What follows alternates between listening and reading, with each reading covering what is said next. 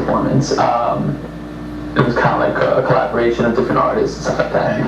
And actually, I don't know if many people are familiar with EPMD. EPMD was like a big rap group back in the day. Back in the day. So when I did one of these performances, I actually met Parrish of EPMD, and I was just kind of like starstruck. So I was like, I told him after I was breakdancing, I ran up to him, the big tall guy.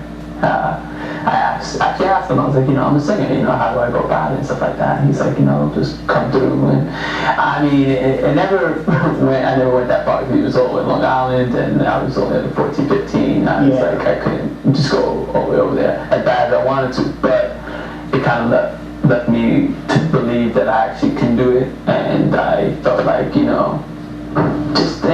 I should give it a shot. So it definitely was a big turning point for me at that point, for me to decide what I wanted to do. So that's awesome. I know that you do a lot of venues as of late because now you're pursuing it more vigorously than you have in the past. I know you from the shows that you do in the clubs where you have people having a good time and dancing, but I also do know that you do a lot of functions for special events like cancer. As a matter of fact, just about 2 weeks ago, you did a show for the American Cancer Society, which me as an artist, I always believe that you should pay it forward. Yes, we're here to be artists, to perform, because that's what we love to do. We all like to get into big venues and get our names out there, but it's also about paying it forward, giving back to the community, and that is one thing I really do like about you. So tell us a little bit about the United Cancer Society in which you did that show, because I saw